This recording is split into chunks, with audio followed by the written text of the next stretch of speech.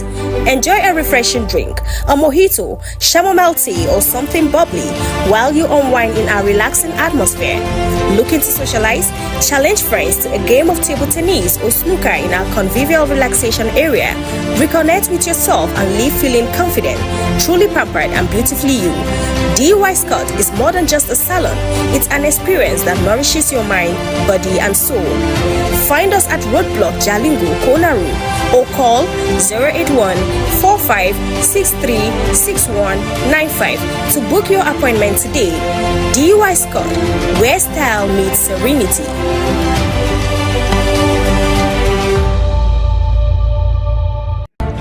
The Nigerian Union of Journalists, Taraba State Council invites the general public to its 2025 Press Week with the theme NUJ at 70, the journey so far, under the chairmanship of His Excellency Ambassador Moses John.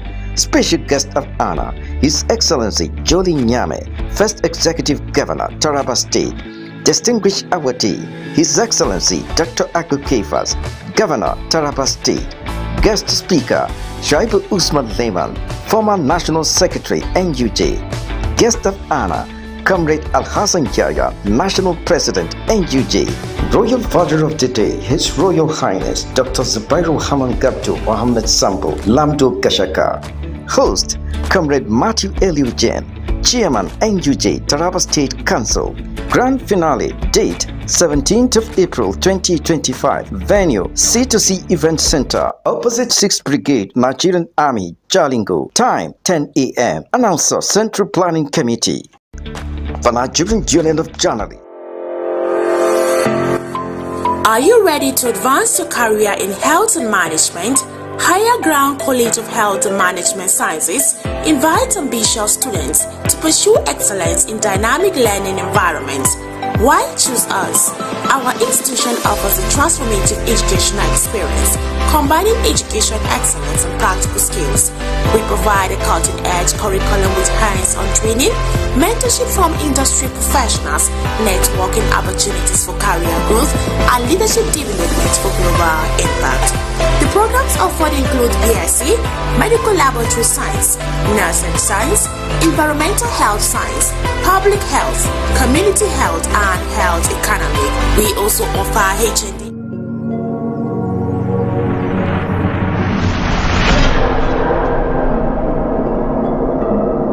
Psalm TV, the pulse of the nation. Good morning and welcome to your weekend dose of warmth, wit and wonder on the Psalm TV morning show. I am Abraham Minor Joda, your host for today. It is Saturday, the one day the alarm clock forgives you and coffee tastes like freedom. But today you dive into your plans. But before you dive into your plans, there is a little spark to start your day. Once a farmer's donkey fell into a dry well, the animal cried for hours as the farmer thought of what to do. Finally, he decided the well was whole, and the donkey was whole too. So he would just bury both. As he shoveled dead, something amazing happened. The donkey shook it off and stepped up. With every scoop of dirt meant to bury, it rose higher until he walked out. So today, whatever is thrown your way, shake it off, step up, and rise. We are here to help you do just that. And let's get into it. And with me to help you do just that this morning is Mr. Ira Daniel, the Director of News and Public Affairs on Psalm and Current Affairs on Psalm TV. Good morning, Mr. Ira Daniel. Good morning, sir. You're welcome to the morning show. Thank you very much. The story of the donkey who kept stepping up on every day through that day, and he rose high out, he walked right out. It's quite an inspiring story. So whatever is thrown at us, we should use it. If you're giving sour grapes, you make. If you're giving lemons, you make lemonade. That's what they say. Yeah. And that's quite an inspiring way to start our morning. Yeah, it's true. You take advantage of every available situation. Somebody said something that whatever it is that happened to you, what did you do to that thing that happened to you? So, okay, so this morning we'll be doing some newspaper review and analysis. We'll look at the stories that are making the rounds on the pages of the newspaper. So this morning we'll be starting with the Daily Trust, the Weekend Trust. And the Weekend Trust has the stories on the cover page saying, Tinubu spends 59 days in 8 trips to France. Tinubu spent 59 days in 8 trips to France. And we have Zulum, Wike, Akpabio, Soludo, Buba Galadima in the news. That is on page 15 of the Weekend Trust. We have femicide, 50 women murdered in Nigeria in 3 months. That's quite worrisome, where we have 50 women murdered in Nigeria in 3 months. The story, internal crisis top agenda as PDP governors meet in Ibadan tomorrow. That will be a very crucial meeting at Ibadan. I think they need to resolve their internal crisis. They will need that. They will need that meeting. Let's just hope that the meeting will turn out to bring out something good for the party. And it doesn't end up just being another meeting that will further divide the party. Then we have era of aid, free money is gone for Africa. That is according to Adesina, AFDB president Adesina said that. Then you have this picture that says Second Republic governors, the last men standing. Pictures of Second Republic governors, the ones that are still standing. Quite bring back memory of these men of the Second Republic who were governors, who were most of them were young. Most of these were very young people then. But today they are now very, we can say they are old, they are now grandfathers. Yeah, for sure. I can see Bamanga Tukur, yes, the former governor of Difong Gongola State. Gongola State. Yeah. Yes. We also have this one. Opposition coalition should worry Tinubu, according to Undume. Undume is of the opinion that opposition politics should worry Tinubu. This is the background of, he spoke on the same day that key opposition leaders who have not hidden their determination to challenge President Tinubu at the polls in the next general election paid a visit to former President Muhammadu Buhari at his Kaduna residence. They were led by Vice President Atiku Abubakar. Ndume stressed that Tinubu should be worried if ex-President Muhammadu Buhari is not on his side ahead of the 2027 election, given his political influence and cult followership in the north. The senator said he was also planning a visit to Buhari. He said while Buhari followership and political clout may have diminished after he left office, his influence cannot be wished away. So that is the position of Ndume, that Tinubu should be worried. Yeah, I think Atiku is the only person in that place, in that meeting, that Tinubu should be scared of. I think that's my own analysis, because Atiku has coverage even outside Adamawa. But I think Nasir Rufai's relevance stops in Kaduna, and Tambuwal's relevance politically, based on influence, how he can influence votes, I think it stops only in Sokoto State.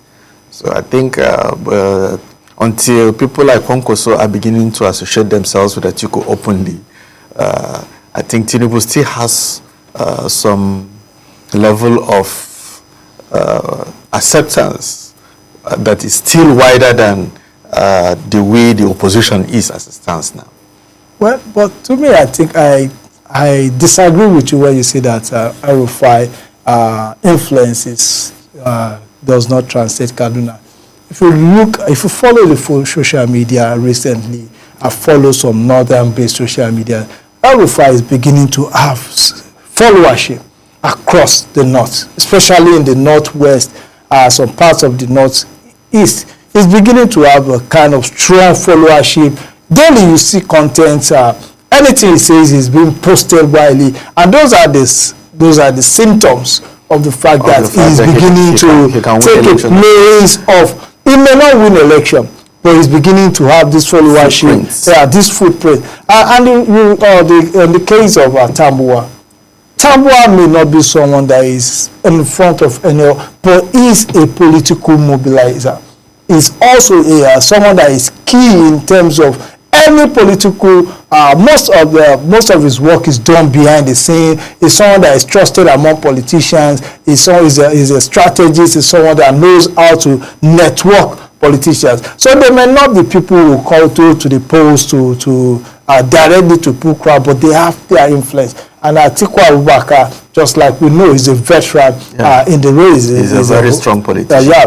And Ndume is of the opinion that Tinubu should be worried. But even though I know the president will respond and say they are not worried, which is the typical response from any politician. You wouldn't agree that you are worried that your enemies are doing this. But I'm very, very sure Tinubu and even those behind those supporters, they will be worried. And especially with the visitation to President Muhammadu Buhari, who I know, whether he supports them or not, he's a very taciturn person. He wouldn't make any statement. And I doubt if we will ever make any statement concerning who we support or who anybody should support in this case. You know, just like you mentioned Tambuwal and his ability, his capability of being able to mobilize support across Nigeria. Tinubu too is making inroads into some PDP strongholds, places like Plateau, just like Plateau. There is a way Tinubu is beginning to make some inroads into Plateau now. He's making some relevance. Nentewe, Right Honorable Simon Bakola Long, who is now the former minister and presently in the Senate. There's a way he's beginning to have a grab on Plateau. So let's see. His politicking has started. Maneuvering this and that campaign, and let's see how it goes. As the opposition are trying to form a coalition, that is to indicate that no one political party will be capable. Though that was the platform that brought President Buhari, who handed over to Tinubu. Coalition has the ability of changing things. Tinubu should not go and sleep and keep believing that there is no need for him to lose any sleep. There is a need for them to start doing what they need to do to see how they can. Okay, that definitely they need to begin to see what they will do in order to change the narratives, because if you look at it, we have a very, very serious coalition going on. But how it pans out, how they are able to manage their differences and ambitions will determine what will happen at the end of the day. And there's another thing I'm considering. Should the PDP leaders like Atiku and Tambuwal decide to say they want to form a coalition, do you think all the PDP governors as it stands now will accept to go with them to the coalition, or the PDP governors will be disbanded and each one of them will look for where to go and pitch his tent? For me, I think if any coalition is made out of the PDP, a lot of the governors may not stay, and they may even leave for the APC. And even if they remain in the PDP, I don't think many of them will be comfortable going into a coalition. I don't know what's the coalition or the merger, what it will look like, but it's a very dicey situation. Then how do you manage? Now the northern leaders, let us say, okay, that they are projecting probably another candidate. Now you have a strong southern opposition too, in the person of Peter Obi and his own crew. How do they manage these ideas? How do they manage these ambitions? How do they manage the fact that, okay, well, we may say it's the turn of the South or the turn of the North, the North has done 8 years. These are the factors that we work. And the calculation is only between the South and the North, not really Southeast, Southwest. It's only South. And so Buhari was from the North. He has finished the tenure of the North. Now Tinubu has done the tenure of the South. He has to come back to it. It is within that you cannot begin to, okay, let us look at the fine print, the Northeast. But now it is just between North and South. And then within they begin to look for which of the region, Southeast, South, Southwest, Northeast, Northwest, North Central. But as it is now, it's just North, South, and Well, let's see what goes on. 2027 is just about a few months away. Yeah, just a few months away. Let us go to the Guardian. The Guardian this weekend. We have stories on the cover page of the Guardian. We can introduce sweeping reforms on land allocation development in FCT. That is on the cover page of the Guardian. And we have understanding multi-choice, Nigeria's price adjustment, a necessity amid economic challenges. Multi-choice? Yeah, for multi-choice. That's DSTV. Yeah, I keep saying it.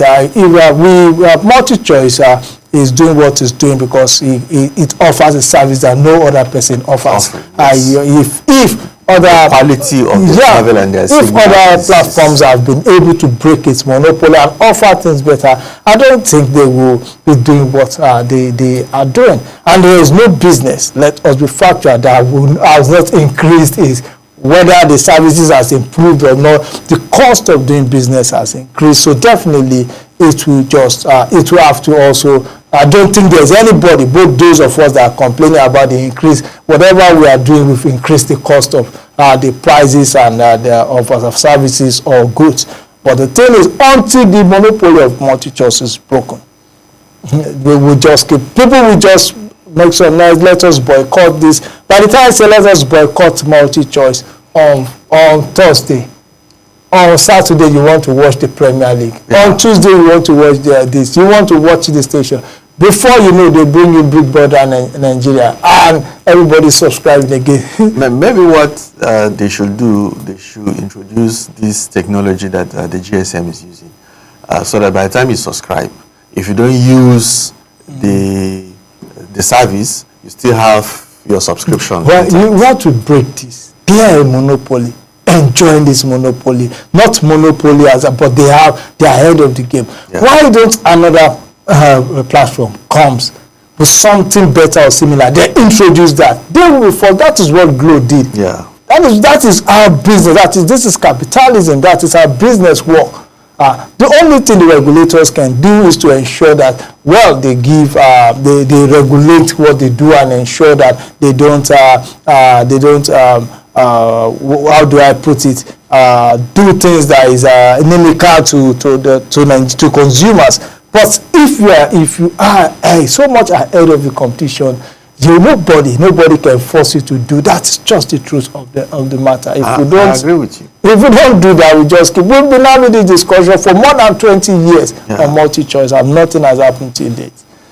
We have another story. Say, Ibiyemi Olatunji Bello LASU has profound influence on the surrounding communities. That is the Vice Chancellor. That is Professor Ibiyemi Olatunji Bello, which I agree with, because if you live around Ojo, Iba, axis that surrounds LASU, PPL, Mechanic, that Lagos State University has this profound influence. It has brought economic activities around the Yanoba, Iba, the tenancy around there. It has also brought some form of, maybe it has been managed in the past, case of cultists around, staying around those areas. But it has a profound influence on the surrounding, and I don't disagree with you. It's like that with almost every high institutions in Nigeria. By the time you cite a high institution, there is a way the economic fortunes of that community will be changed for good. There is a way it has positive and negative impact.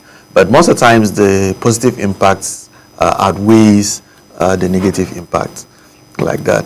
Apart from the issues related with cultism, just like you mentioned, prostitution and other things like that.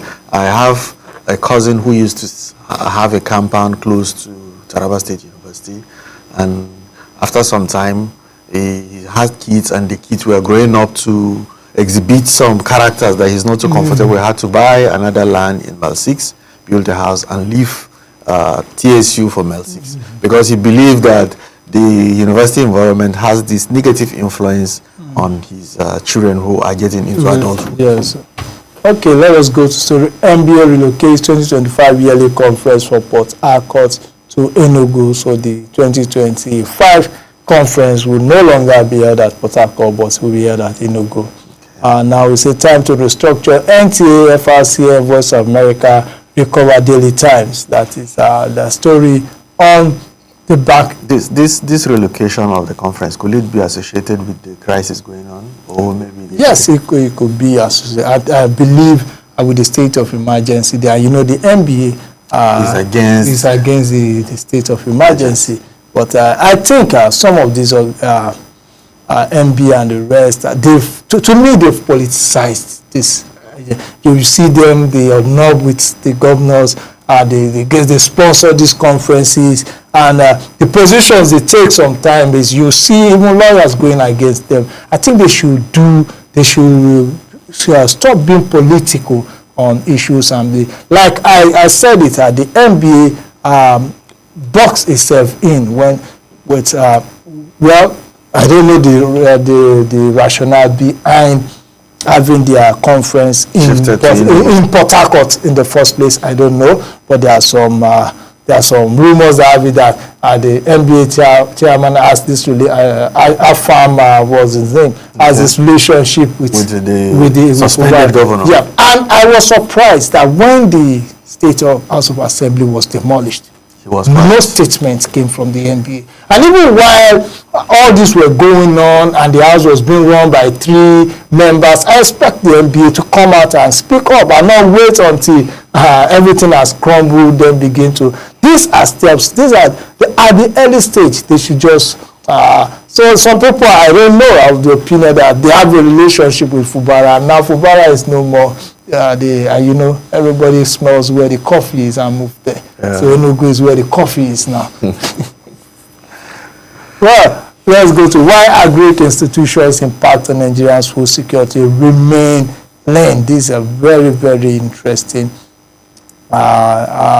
story on the Guardian. Let us see what the Guardian has to say about this. This story says agriculture in Nigeria is a branch and one of the major components of the economy. It provides employment for about 35% of the population. That is according to the 2020 report. As reported by United Nations Food and Agriculture Organization, FAO, agriculture remains the foundation of the Nigerian economy despite the presence of oil in the country. However, the establishment of agriculture universities in this country appears to be a nullity considering their perceived near non-existence in spite of the huge yearly budgetary allocations to make them viable.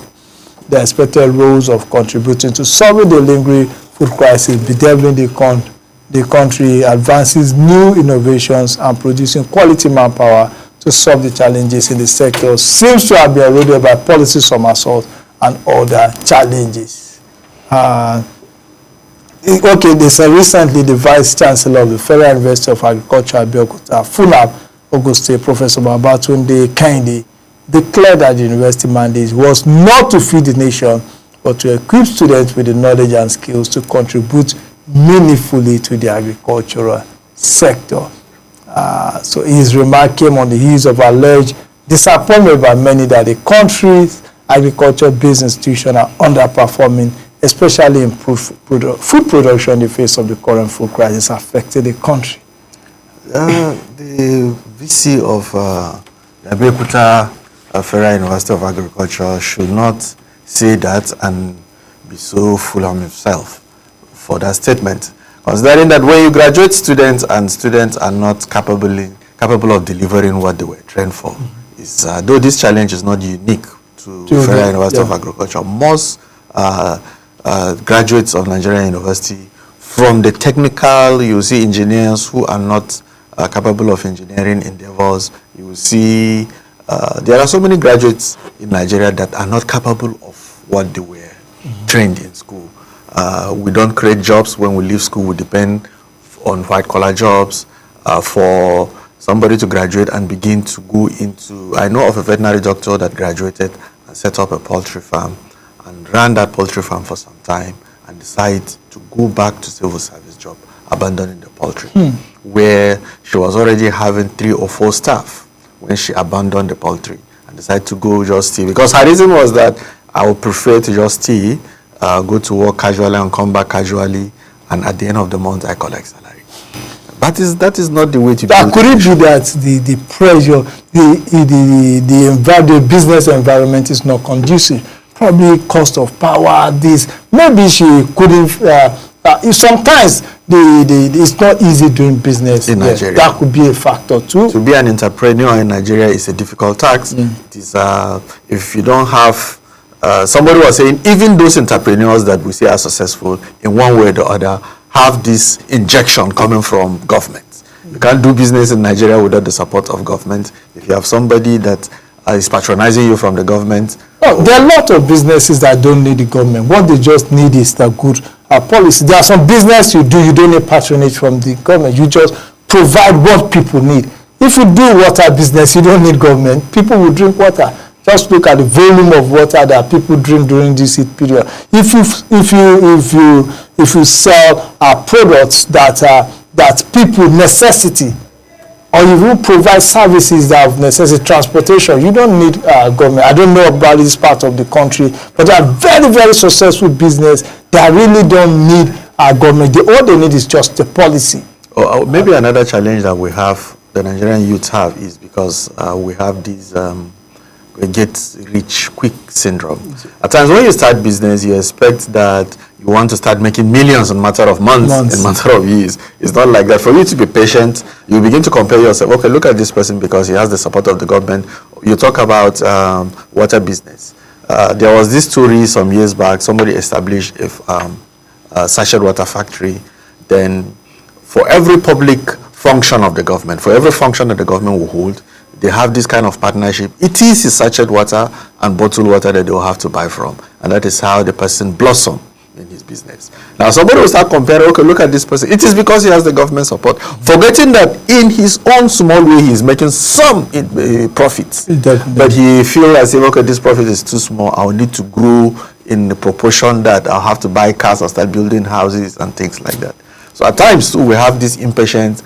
And I must admit that our university have a way of churning out people who are not really prepared for entrepreneurship. Look at the statement was a real shock to many Nigerians who expected much from Agric University. Currently, there are 6 federal universities of agriculture in Nigeria.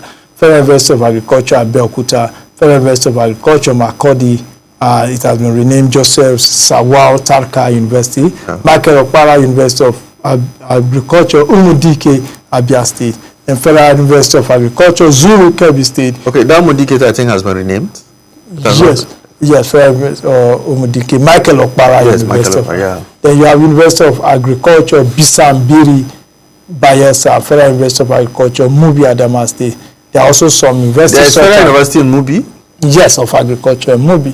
Okay. And there are also some universities such as the University of Ibadan, University of Ilorin, Obafemi Awolowo University, and University of Nigeria Nsukka, offering agricultural programs in addition to a good number of federal colleges of agriculture across the country. Apart from that, we also have state colleges of agriculture and other agricultural institutions.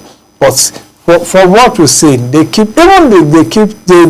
VC was of the opinion that they are not meant to feed the nation, they are just meant to train. But if they do an assessment of those they've trained over the years, how many of these have contributed to the food production? That is how they assess themselves, even if they can't go directly into food production. And then even within the ivory tower, how many discovery have they made that will change the face of how we do agriculture? How many groundbreaking devices have they created? How many hybrids have they created? How many solutions have they brought to the sustenance farmers? In College of Agric in Jalingo here, sometimes back, I don't know whether they still have those practices. A student will have what they call a demonstration farm. The school will allocate to each person particular piece of land, and the person will cultivate this particular crop that he wants, nurture it, and at a point in time the supervisor will come and inspect and grade the person. I think maybe that is good for practical purpose. My problem with such is that there is no innovation in that. You just go, most of them have been farming all their life. You just give them a piece of land, they plant okra. What we need is innovation. They may not even need to till the ground. but they may come up with innovations that will help. Go there. Okay, let's go there. Is there, while they were doing it, was there anything different from what they are doing and what is being done outside? Those are the major things. You just bring it to them, they plant. Yes, everybody plants at home. Behind my house, I can till the ground and plant anything. So planting within the, but the thing is that what innovations are they bring? What are the new things? If they were doing things new, people will be trooping there to say, wow, if you go to College of Agric, if you will see the way the maize that was planted there came out this way, if you see the new way they made these beds and ridges, those are the things that will say something is being done, not just having land and planting masara, eating it at the end of the day. Before we go, there is this issue I want us to look at. There's this issue now trending about this classification called climate resilient farming practice. You discover that in our academic curriculum for agriculture, this has not yet been captured. Are you sure? Have you seen the curriculum? Are you sure that it has not yet been captured? Well, I'm not saying with affirmation that it is like that, but you will discover that there are people who are supposed to be experts in this, don't even know about, because this thing now is being agitated by these climate change endeavors and other things like that. If we have this kind of thoughts and we walk along it, maybe students should be innovative enough to be able to see that, okay, I'm going to plant this kind of crops this time around and see to it that this is what I expect it to do, monitor it and see how it's going to help. It will go a long way to solve this problem of food crisis that we have in Nigeria. I've seen somebody planting yams inside bags. Yes, I've seen that. Yes, I've even tried it. And it worked. It worked. Somebody said he harvested 100 tubers in 100 bags. Yes, it works. And it was just around, the place was not as big as a farmland that will have been cultivated to get 100 tubers. So those are innovative farming practices that people should go ahead. I've tried that. I didn't do much, like 3 or 4 yam, just to see, and it worked, and it came out. And it became like a normal tuber of yam. Yes, it came out just. What you need is just the soil. It's the soil, and so it worked, and I've seen a lot of people do it, and it works. So you don't really need to go into the bush to just something that you can sustain you with your family. And I tried it and it worked. So let us move to this day. This day of these stories on the cover page. I would say federal government title news on expatriate quota administration to enforce ban on visa overstay. So the federal government policy will take effect from August 1 to implement comprehensive insurance scheme to cover deportation costs and personal liabilities. We also have this story saying Fitch upgrades Nigeria to be waiting stable outlook on policy reforms. That is on page 6 of this day. Then we have Nigerian filmmakers find solace in YouTube for movie distribution. Yes, the filmmakers now have gone from making CDs, cassettes. Now they find solace in YouTube, and I think they're making billions of naira from such a platform apart from YouTube. Other streaming platforms, it has come as succor to content creators, filmmakers, people that have intellectual properties. Then we have this story say by NUPRC, Nigerian Soil Reserve hit 37.28 billion barrels, gas 210.54 TCF in 2025. So crude stock reduced marginally by 0.60%.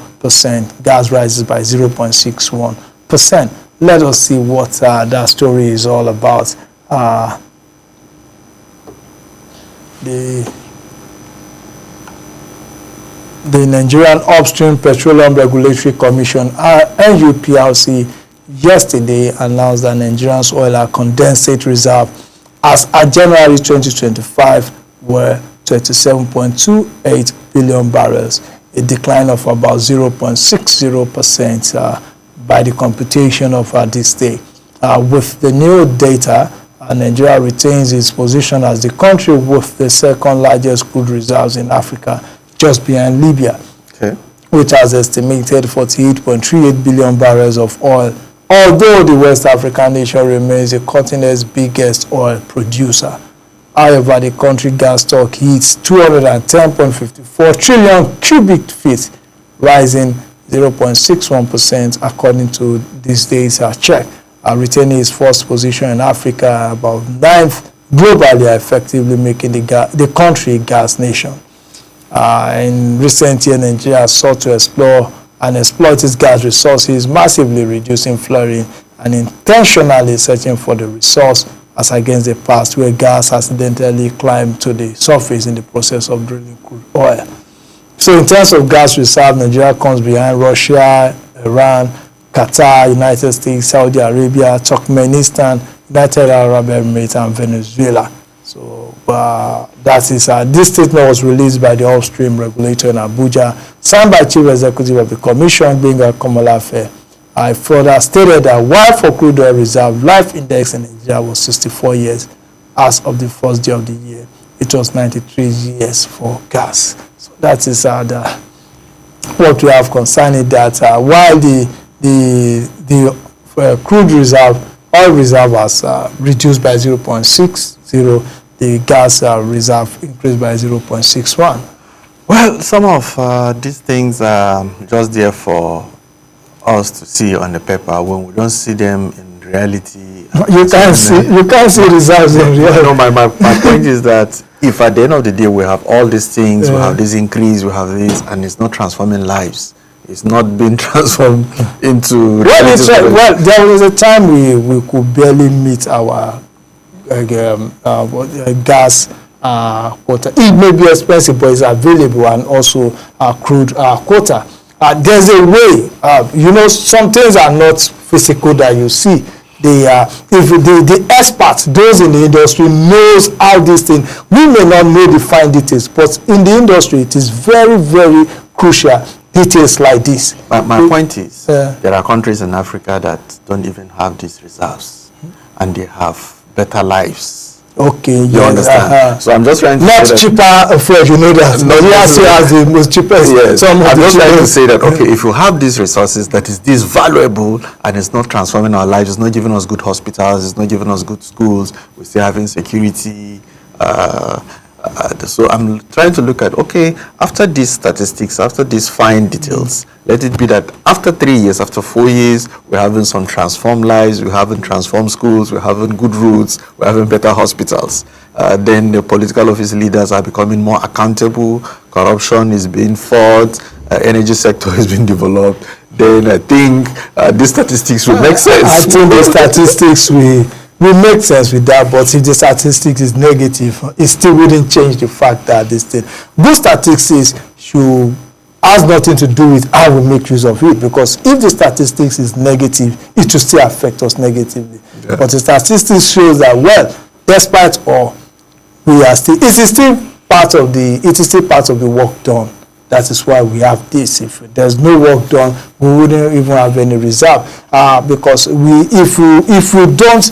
For experts, they need the statistics, and it has a way of also bringing investors' confidence. If the statistics are negative, no investor will come. But if they say, yes, there's a reserve, Nigeria is a gas nation. Yeah. If now that we know that, yes, we have this deposits of gas reserve, it will spur investors to come up. And it is this kind of statistics that made people like Dangote look at the country and decide to invest. And with the way things now, with the crude, Naira for crude, we are already seeing the prices drop. And I'm very sure we will see further drop in the prices of petroleum products. Before the end of the year, well, we may be looking at something not back to the pre-subsidy removal era, but something that is more reasonable than what we have now. Our data, well, so we say data don't put food on the table, yes. But I'm telling you, it's data that those are the ingredients that makes up the food that we eat. So that's what we have there on the Guardian. Let us go into sports. So today is a Saturday morning, and there are a lot of matches that will take place this weekend. Let us look at what the sports dailies are for us. Let us look at what the Okay, there's this paper I saw here. Okay, yes, Punch Sports Extra. Punch Sports Extra. We have the stories. Eagles have been on decline since '98. That is according to Jimmy. So Eagles have been on decline since '98. That's the World Cup 1998. Since the World Cup 1998, that the Eagles have been on decline. So we also have Fury returns to training amid Joshua rumors. These are boxers? Tyson Fury, yes, yeah. There is rumored to have gone, but he has lost his belt he lost his world title belt, and also amid rumors of Joshua also lost his world title belt. And the two of them used to be the top 2 boxers in the world, but they've lost their belts to someone to an unknown, in quote. Okay. Yeah. So, and we also have this Gunners Battle Bees after UCL Delight. Today we have Arsenal versus Brentford. We also have Manchester City versus Crystal Palace. That is in the English Premier League. The Citizens Eagles clash at the Etihad. Then we have Salah signs new 2-year deals. Mohamed Salah of Egypt signed 2-year deal with Liverpool. Then we have Amorim unfazed by Onana's error. That's Manchester United coach is unfazed by the errors committed by Onana. I think he made a blunder just this on Thursday when they played Lyon in the Europa League match. Then Dele confident of England's recall. That is Dele Ali is confident that with his recent form will be recalled to the English national team. Then another story here that Barca escapes sanction. And the Nigeria under 18 under 20 women prepare for International Handball Federation tournament. That is handball there.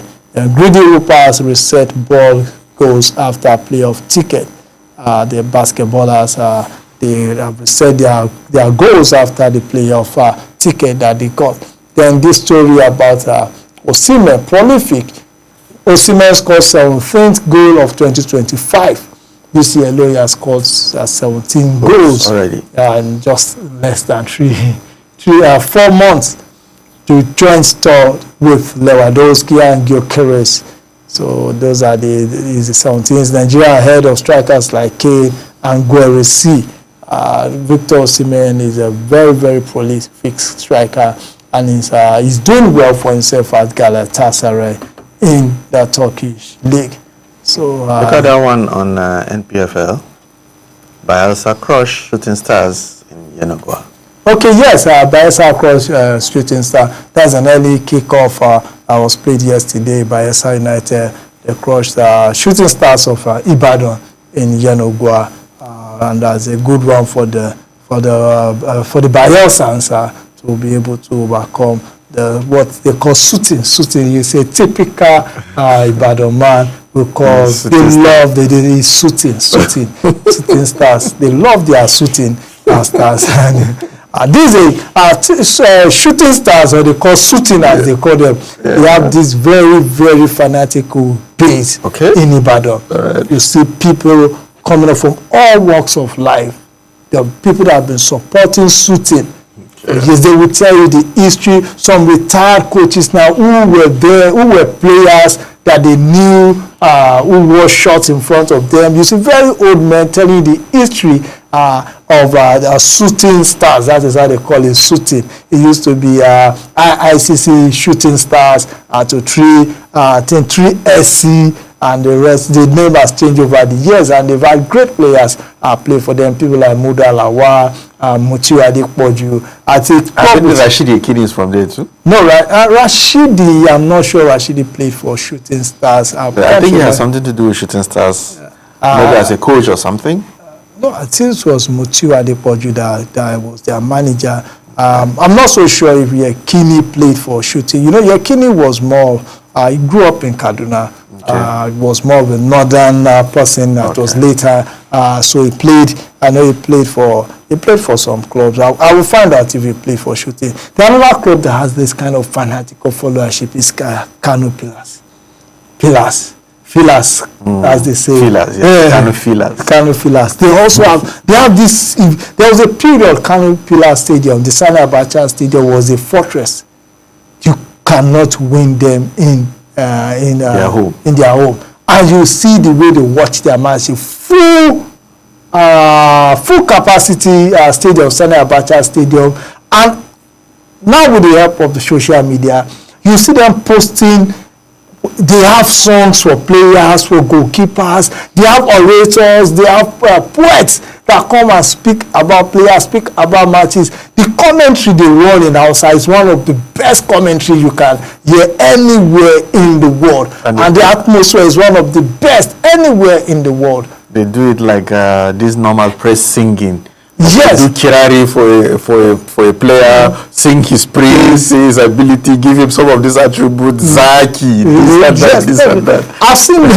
I've seen them mock a goalkeeper of an opposing team, and the song they sang, I can't, but the words they used to describe it, I said there is no way this would affect the keeper. And they were close to where he was, and they used megaphones, then they blow the vuvuzela, they blow their whistles, and the atmosphere is just amazing. And I'm seeing it's being replicated in stadiums in the north, and I think this is a good one. We just need to invest more in our league. Kano Pillars still has produced so many players for the Super Eagles. Yes, we have a player called Sani Abacha that once played for Kano Pillars. We have Rabiu, Tijani Babangida. Yes, we also have now Ahmed Musa. He's still playing for Kano Pillars as we speak now. He has come back. He's playing for Kano Pillars as we speak. And also this other player, Shehu Abdullahi, who was a Super Eagles player, is also playing for them. So these are just some of the things. Kano Pillars done well for itself. We have clubs like Eyimba Football Clubs of Aba, two-time who won the champions, the African Champions League back to back. They also have a very strong following at their stadium in Aba Township Stadium there. So we also have Rangers of Enugu. You mentioned Eyimba. Is the one Eyimba of Aba. Then there are some clubs that have history in Nigeria. Clubs like Mighty Jets. I'm looking forward to, after you have said all this, you talk about Taraba United. What? Does it exist? It's existed, of course. Where do they play their matches? Maybe. And what league do they play? They should be the NPFL. Maybe. No. Taraba United, I think, has been disbanded for some time. I don't think there's Taraba United existing. Okay, maybe you make a wake-up call to the agencies involved, government ministry. The commissioner of sports should be doing something about this. You have to have a proposal. Then we have a proposal that will make this come back. Football is something. And well-to-do individuals too. We should not wait for government always to do this. Yeah. If you have the wherewithal, why can't you just... Well, we're calling on individuals. You can't, but we have a club that belongs to the state. It's a commonwealth, and we shouldn't be talking about other people, and we can't talk about Taraba United. There's a need for what? Why is the club not functioning? In those days, there's this thing that we used to have. I don't know whether you've experienced it in your secondary school days too.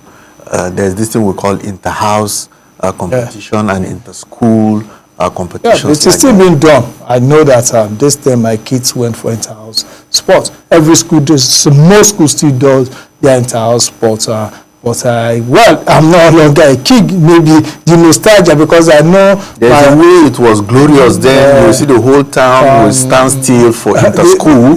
But I think if there's something there are a lot more activities to be done now that people, those days could just be the only recreational activity that I've done. It could be the only sporting activity that you will watch. But now you have your phone, you can watch sports on TV, you can do this. So you need to add value. You can't just keep the entire sport the way it was in those days and expect people to have access to more to watch now to watch it. So you have to add value to what you are doing. The entire sport then was something that the whole town would want to watch, simply because there were no TV, there was no phone. So the only activity you have that day in town, there's inter-house sport. Let me just take it through there. But now, for you to go watch an inter-house sport, it must be something that would take it must be something that is maybe one of your son or your child is participating, something that takes your particular interest and is actually that important to you. It is that important to you. So that is just it. Well, I think we've had enough discussion on the pages of the paper and the sports this morning. So we'll go for a short break, and when we come back, the morning show continues.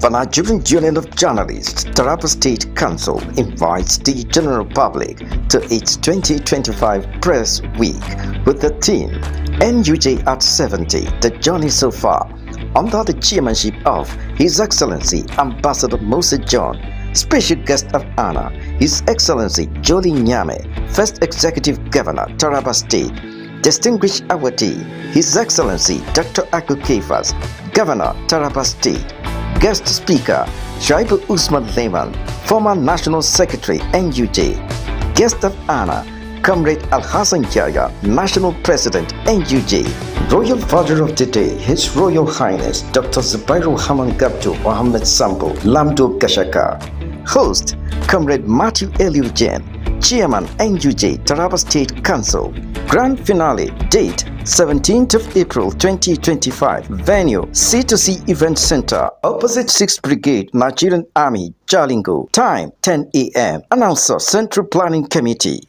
The Nigerian Union of Journalists, Taraba State Council invites the general public to its 2025 Press Week with the theme NUJ at 70, the journey so far, under the chairmanship of His Excellency Ambassador Moses John, special guest of honor, His Excellency Jolly Nyame, First Executive Governor, Taraba State, distinguished awardee, His Excellency Dr. Aku Kefas, Governor, Taraba State, guest speaker, Shaibu Usman Lehman, former National Secretary, NUJ, guest of honor, Comrade Al-Hassan Yahya, National President, NUJ, Royal Father of the Day, His Royal Highness Dr. Zubairu Haman Gabdu Mohammed Sambo, Lamdo Gashaka, host, Comrade Matthew Eliujen, Chairman, NUJ, Taraba State Council, Grand Finale, date 17th of April 2025, venue C2C Event Center, opposite 6th Brigade, Nigerian Army, Jalingo, time 10 a.m. Announcer, Central Planning Committee. The Nigerian Union of Journalists, Taraba State Council invites the general public to its 2025 Press Week with the theme NUJ at 70, the journey so far, under the chairmanship of His Excellency Ambassador Moses John, special guest of honor, His Excellency Jolly Nyame, First Executive Governor, Taraba State, distinguished awardee, His Excellency Dr. Aku Kefas, Governor, Taraba State, guest speaker, Shaibu Usman Lehman, former National Secretary, NUJ, guest of honor, Comrade Al-Hassan Yahya, National President, NUJ, Royal Father of the Day, His Royal Highness Dr. Zubairu Haman Gabdu Mohammed Sambo, Lamdo Gashaka, host, Comrade Matthew Eliujen, Chairman, NUJ, Taraba State Council, Grand Finale, date 17th of April 2025, venue C2C Event Center, opposite 6th Brigade, Nigerian Army, Jalingo, time 10 a.m. Announcer, Central Planning Committee.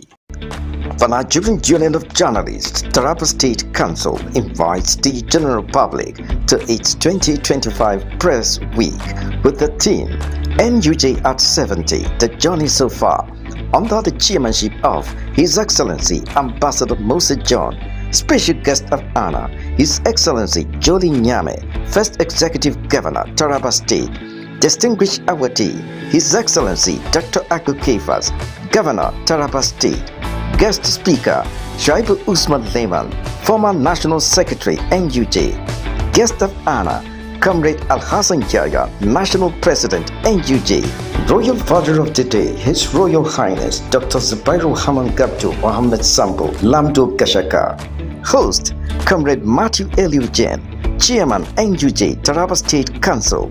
Grand Finale, date 17th of April 2025. Venue, C2C Event Center, opposite 6th Brigade, Nigerian Army, Jalingo. Time, 10 a.m. Announcer, Central Planning Committee. The Nigerian Union of Journalists.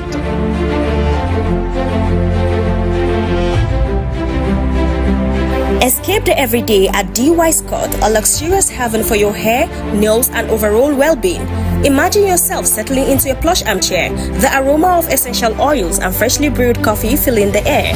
Expert stylists meticulously craft your perfect look, whether you're seeking a bold modern style or a classic timeless cut. Beyond the perfect haircut, indulge in a revitalizing manicure or pedicure. Our skilled technicians use only the finest ethically sourced products, ensuring a truly pampering experience for your skin and the planet. Enjoy a refreshing drink, a mojito, chamomile tea, or something bubbly while you unwind in our relaxing atmosphere. Looking to socialize? Challenge friends to a game of table tennis or snooker in our convivial relaxation area. Reconnect with yourself and leave feeling confident, truly pampered and beautifully you. DY Scott is more than just a salon. It's an experience that nourishes your mind, body, and soul.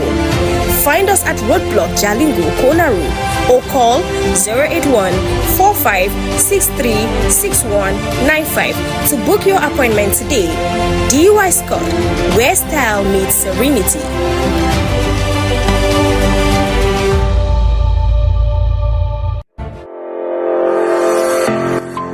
Are you ready to advance your career in health and management?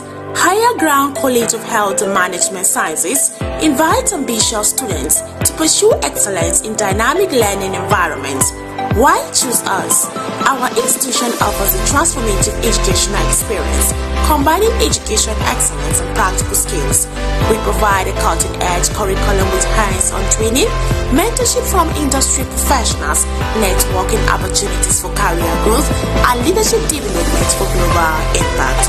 The programs offered include BSc, Medical Laboratory Science, Nursing Science, Environmental Health Science, Public Health, Community Health, and Health Economy. We also offer HND in Public Nursing. Our facilities: modern computer and medical labs, research centers and digital libraries, and interactive learning spaces and study zones. Who can apply? Aspiring professionals in health and management can apply. Working individuals seeking career advancement can also apply. International students looking for a global learning environment are also key applicants. Application requirements are 5 SSC credits, including English and Mathematics, German entrance exam scores, medical report, birth certificate, local government industry letter, recommendation letters. Why Higher Ground? We offer work-study programs, flexible payment, and a supportive academic environment. Apply today. Visit www.highergroundcollege.edu or our campuses at Lab opposite VCK Jalingo, Taraba State, and opposite Army Barracks, Tako, Taraba State. Take the first step towards a brighter future. Choose Higher Ground College.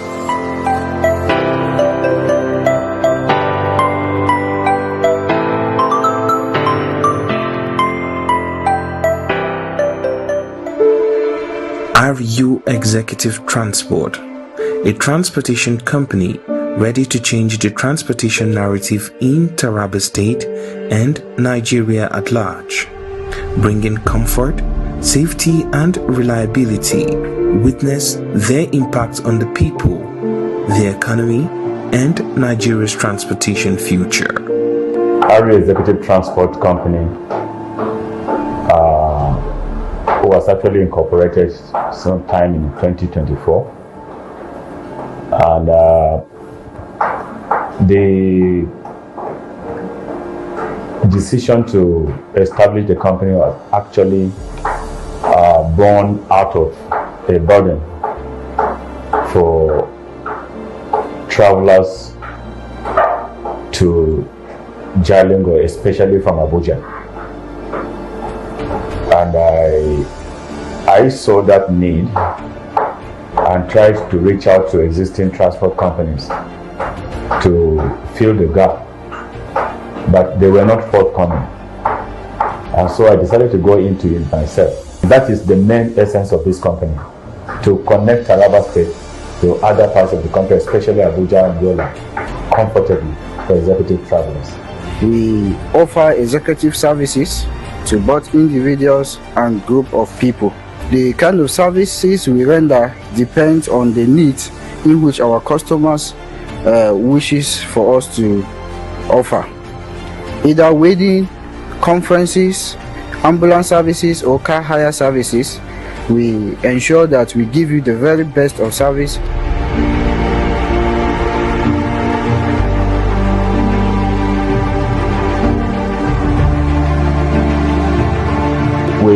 We offer shuttle services. We started with Jalingo Yola.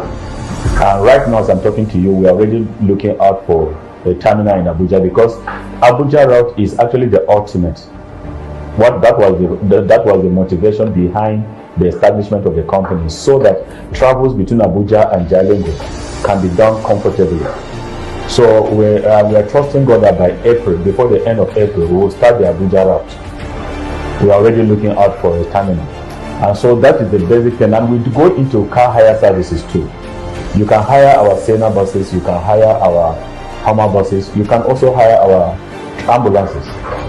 So we have all these types of vehicles in place. And I want to say here, what I mean by travel in comfort is that if you are traveling with our Sienna bus, for example, we don't take more than 5 passengers on our shuttle trips.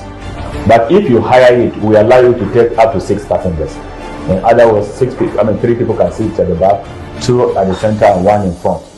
But if it is through our shuttle services, it's only 5. We ensure we take off on time and also arrive on time, most especially for our airport passengers that would love to catch up with a flight to their various destinations. And also we provide comfort and relaxation. All our vehicles are fully air-conditioned vehicles. RU Executive Transport, a transportation company ready to change the transportation narrative in Taraba State and Nigeria at large, bringing comfort, safety and reliability. Witness their impact on the people.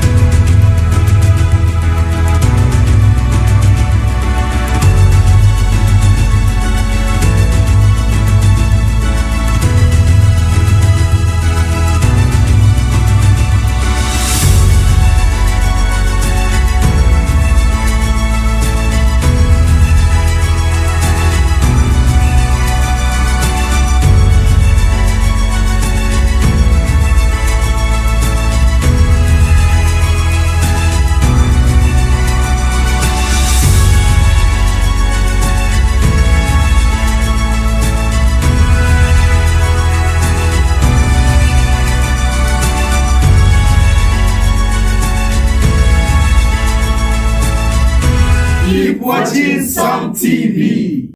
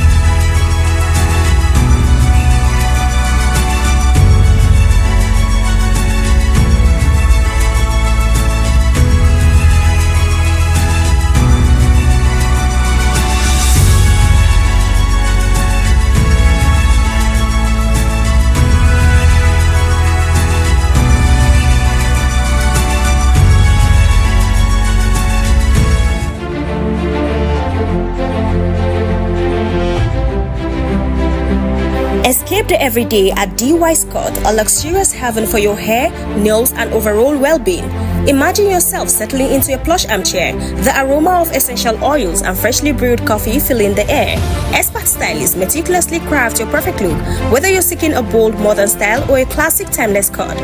Beyond the perfect haircut, indulge in a revitalizing manicure or pedicure. Our skilled technicians use only the finest ethically sourced products, ensuring a truly pampering experience for your skin and the planet. Enjoy a refreshing drink, a mojito, chamomile tea, or something bubbly while you unwind in our relaxing atmosphere. Looking to socialize?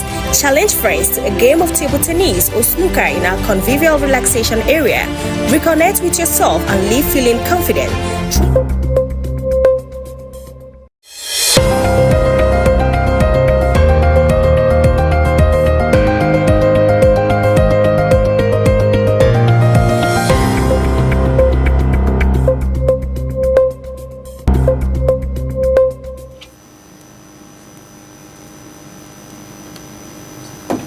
Welcome back to the morning show on Sam TV. We at the other side of 9, and we're about to discuss issues that has to do with Taraba State.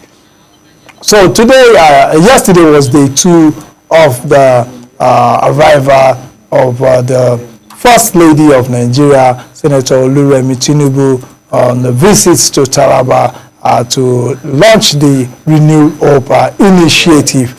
We also saw a story where the Nigerian First Ladies urges traditional leaders to join fight against hepatitis and HIV/AIDS. The Nigerian First Lady, Senator Oluremi Bola Oluremi Tinubu has called on traditional leaders in Taraba State to partner with in combating hepatitis and HIV/AIDS. This appeal was made during a meeting with the Taraba State Traditional Council, marking the beginning of a 2-day working visit to the state. The First Lady emphasized the need for collaboration with traditional institutions to eradicate diseases like hepatitis, HIV, and AIDS, ultimately strengthening Nigeria's health sector. On his part, the chairman of the Taraba State Council of Emirs and Chiefs, His Royal Highness Dr. Ishaku Ada Ali, expressed delight over the visit and prayed for his success in uplifting the state. So that is I think that is a very good one, partnering with traditional institutions to fight against hepatitis AIDS, because these traditional leaders are respected members of the society. Yes, they are even closer to the people in their various communities. They know the nooks and the crannies of every society. They know how to address each and every member of their communities as their subject. So I think when you partner with them, it is a way that you've brought this thing more closer to the people. People seem to trust them more. They listen to them more. They know how to address you. They know your family. They know everything about you. And they don't have a tenure limitation. They don't have a tenure limitation. You understand? So this is a very intelligent move by the First Lady, and I think the fight against the menace of these diseases has been will suffer a serious blow with this partnership. Definitely. The role of the traditional institutions in advocacy like this cannot be undermined. Let me give you an example. It is not related to health this thing. I was living in a place in Lagos where they had this issue with the leader. They didn't have a traditional ruler for some years. And I found out that we could not, when issue has to do with the electricity, the transformer has problem, we go to make, we go to what they call it, NEPA office in quotes to speak. We don't really get much audience from those institutions, unlike other communities around us that are traditional rulers. So what they do, they will just go with their, if the case come to, if wars come to wars, the traditional leader will pay a visit to the NEPA office, as it's called, and speak to them and say, it's living in darkness. There is no, and they will, something will be done about it. So that because of the respect, yes. And there's a traditional ruler that say, well, I don't have a 4-year tenure. I will be here in 10 years' time. If God is willing, I'll be here in 20 years' time, in 30 years' time. Your chairman will come and go. The councillor will come and go. The governor will come and go. And even you yourself working here, you will come and go. Yeah. So there's this respect they have for traditional. By the time they wear their regalia, they come and they begin to speak on the need to take vaccine, on the need to go for treatment, on the need. You see that people respect it. And you know this, there's a way we look at some things that these are Western, this thing doesn't align with our tradition. But when you see traditional rulers speaking, zip up, do this, do that, and they have a way of using tradition to back up whatever they want to say, our culture. They will bring instances that even the culture said this, and people will listen.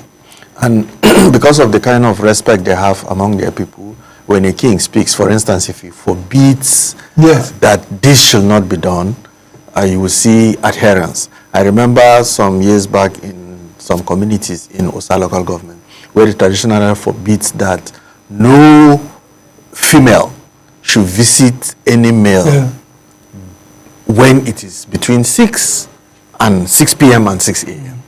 And you, even when he is not there, you will see the enforcement of those directives, because the father of the land has spoken. The father, there's this relevance they have. So if this is a good endeavor, if at the end of the day they accept it, just like they have indicated, as spoken by His Royal Highness, the Akuka of Ukari, as this is the chairman of the Traditional Council, and all the first-class chiefs in Taraba State and other graded chiefs like that, this campaign is going further than it has before. In those days, maybe it stops only in urban centers. These people now go even up to their various districts. They are going to convey this message to their district, to the village head, and even Mayangwa, so that whatever it is now, the awareness is more than it used to be. I remember in a town, I don't want to call the name of the town in Adamawa State. They have this case whereby very early in the morning you see men in where they sell brukutu, this local brew, yes. And they'll be drinking by 9. You see young men drunk, old men drunk. The king just, the new king just came in and said he placed a ban on opening of where alcohol, the local brew, is being sold until 12 in the afternoon, and it was adhered to. That is what I'm saying. And it was everywhere where the local bukutu was sold will be closed until 12 o'clock. It will be like as if they ring a bell there. You see people rushing. We made one analysis for peace endeavors. It was a statistical analysis that was made. If you want people to adhere to curfew, don't make the announcement. Don't allow the police make the announcement. Give it to the chief. Yes. If a chief announced that nobody should come out between 6 p.m. and 6 a.m. Nobody.